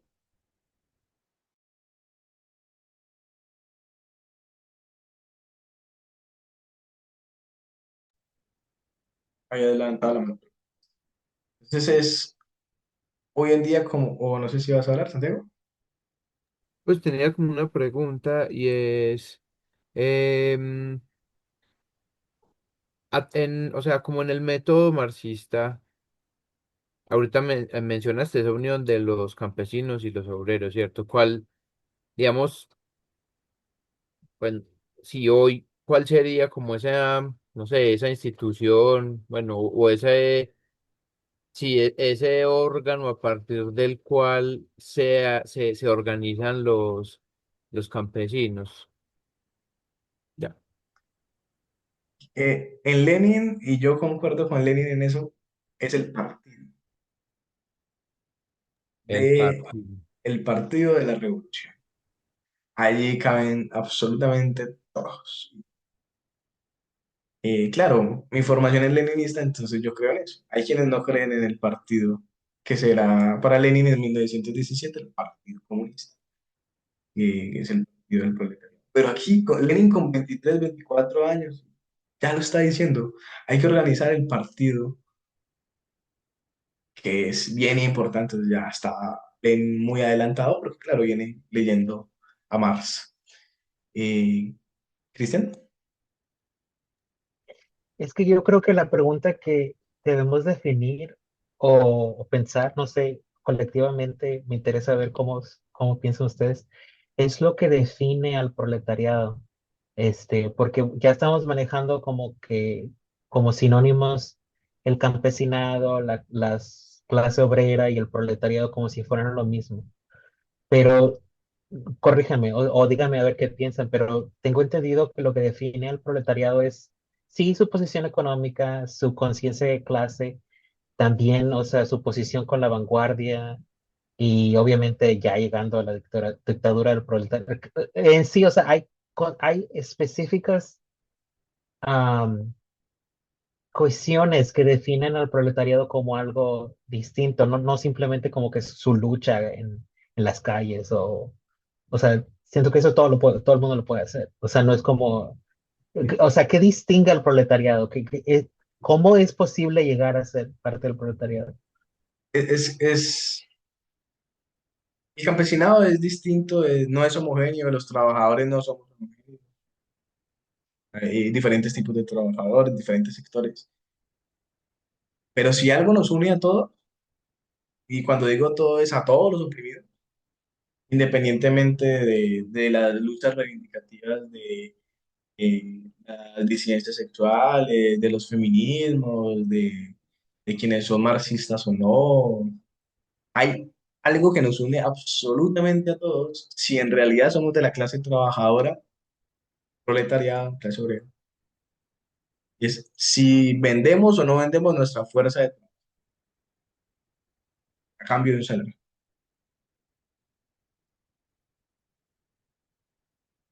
Es decir, vendemos nuestra fuerza de trabajo, somos trabajadores, pertenecemos a una clase. Tenemos conciencia de ello, defendemos la clase. No tenemos, pues, si alguien no tiene conciencia, pues, ¿cómo va a luchar sin conciencia? Pero ese es un factor determinante. Y bueno, hablando del sujeto revolucionario, actualmente estoy muy de acuerdo con el planteamiento de que el sujeto actual es un sujeto colectivo. Ya no puede ser simplemente la clase obrera o no puede ser simplemente un sector, una clase. Es un sujeto colectivo que debe avanzar hacia la revolución desde una organización. Y aquí la cita de Lenin en este texto. La teoría de estos socialistas está en contradicción con su práctica. Y salió raro, pero es en contradicción. Cometen un error muy serio al distraer a los obreros de su tarea inmediata. Es decir, los populistas distraen a los obreros, los populistas distraen a los campesinos, los populistas rusos, y hoy en día podrían llamarse no populistas, sino con cualquier otro nombre, pero distraen a la clase trabajadora de la organización del Partido Socialista Obrero. Estas son las palabras de Lenin con 24, 25 años. Ya tenía muy clara la importancia de la organización y por eso nuestro curso termina con la discusión sobre organización y Lenin, que es grandes aportes que Lenin le hace al marxismo. y por eso, pues en algún momento se va a considerar el marxismo-leninismo, que son los aportes también de Lenin. Lenin cita a Marx al final del texto. Y aquí un poco lo que ya mencionaba Cristian. El capitalismo es un modo de producción, un sistema, como ya me lo hemos mencionado, donde existe la posibilidad de educar, de unir, de organizar a la clase trabajadora contradictoriamente. Y esa posibilidad es para organizar rebelías. Esa posibilidad es para expropiar a los expropiadores. Esa posibilidad no la podemos desperdiciar.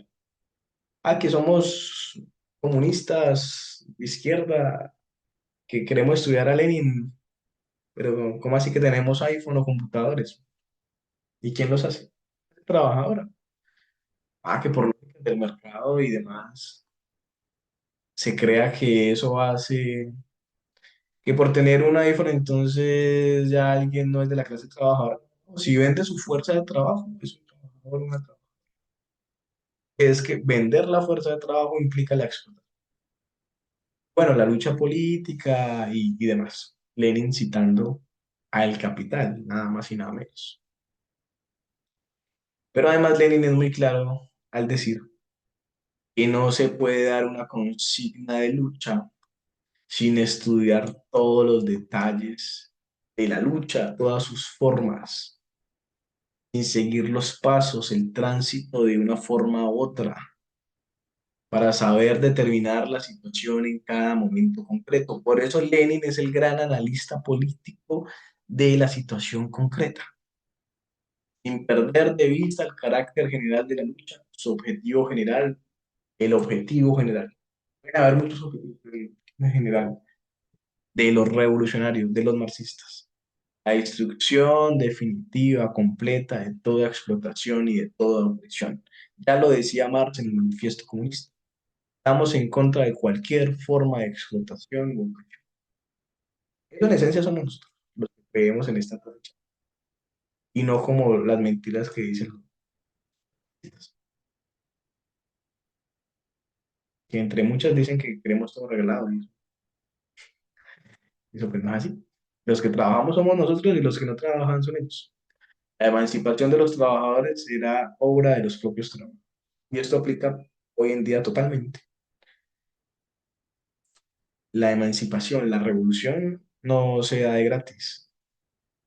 Se organiza o no se hace. Pues estamos interesados en insistir de que sí se puede vivir de una forma distinta. La lucha de clases pues, tiene que ver con un eje o el eje del marxismo. Desde los análisis marxistas, quien no ubique lucha de clases, pues no está haciendo análisis marxista. Y no existe una armonía social, eso es una mentira del capital. El Estado capitalista siempre va a defender sus intereses de clase capitalista. Lo mismo, al igual que el Estado socialista siempre defenderá los intereses del Estado. Quien tenga el dominio del Estado defiende sus intereses. El conflicto, la contradicción irreconciliable entre capital y trabajo es precisamente lo que mencionaba. Lo que mencionaba. Y además de que el modo de producción capitalista pues, no es infinito, no es para siempre, es histórico y por lo tanto es finito. Y como motor de la historia, pues está el capitalismo condicionado a contradicciones para su transformación radical. Pero reitero, eso no pasa por sí, pasa por decisiones realizadas de cambiarlo. Y si no, pues difícilmente. Con eso cerraría en el texto. Y pues reitero, me parece muy valioso pues, su atención, el diálogo, pero también sus conclusiones. Entonces, abrirles el espacio también para que sigamos reflexionando en estos últimos minutos de la sesión. Yo tendría por decir que este documento permite claramente conocer las discusiones de Lenin y demás, pero lo que más me interesa es que lo traigamos, lo reflexionemos con las preguntas de este momento con nosotros. Muchas gracias. No sé si tengan ustedes sus conclusiones, me gustaría escuchar.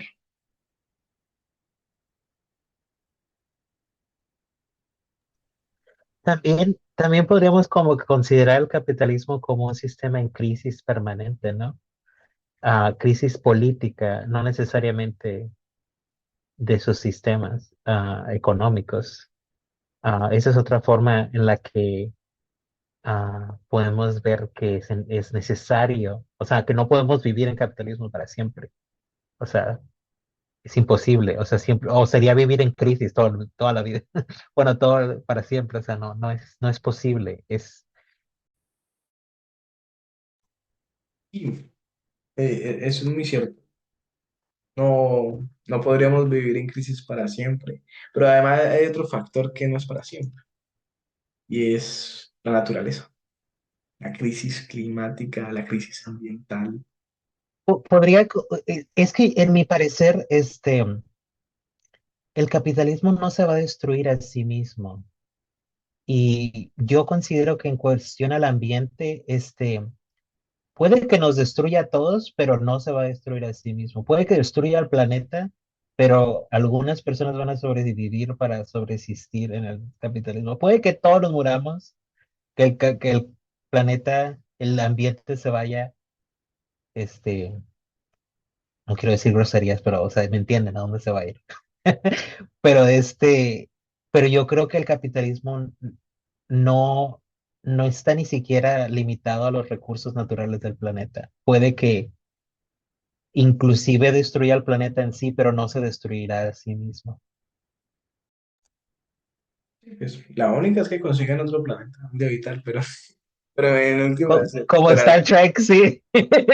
será la lógica de destrucción siempre, el capitalismo. No, pues sí, como ves Musk y todas estas personas ya yéndose a la luna y todo eso, yo creo que, o sea, pueden destruir todos los recursos naturales, pero o sea, va a llegar el punto en el que se van a dar cuenta que sin los trabajadores no puede seguir el capitalismo.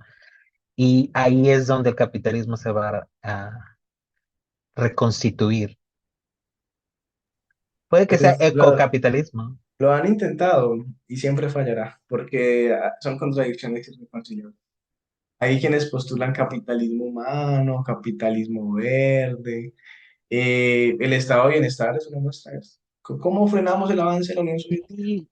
¿Y qué es eso del capitalismo verde, maestro? Yo cuando hace mucho escuchaba, no sé si conozca, bueno, un partido de Labor, o sea, de obrero, que hablaban ellos, pues que era el partido asociado como con el Partido Verde, entonces ellos siempre están hablando así como que el capitalismo verde, y no sé, como que se me hacía como que incoherente con o sea, no, ¿qué sabes usted sobre eso? O sea, ¿cuáles son como que los argumentos ahí del capitalismo verde? Es la gran mentira que los partidos verdes en el mundo han querido implementar sobre la humanización de la explotación capitalista, eh, supuestamente dándose cuenta de que van a garantizar que el medio ambiente sea cuidado, que la naturaleza deje de ser explotada por los capitalistas, pero la muestra de ellos no cree absolutamente en nada de la crisis ambiental. Sí,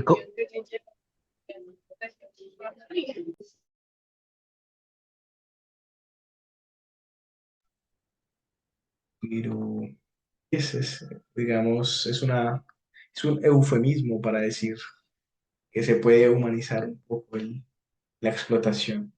Pero como es un modo de explotación que se basa precisamente en la destrucción del ser humano y de la naturaleza, pues, es imposible que haya justicia social en el capitalismo.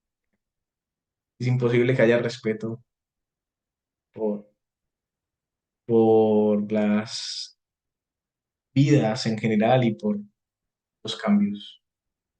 Yo sociales. considero que es lo que define a un partido capitalista, el no ni siquiera intentar trascender el capitalismo o pensar que es como que lo normal, o lo natural o intrascendible, o sea, que el objetivo del partido capitalista es simplemente reformar o solucionar la crisis del capitalismo, pero ignorar que es una crisis que volverá tarde o temprano regresar.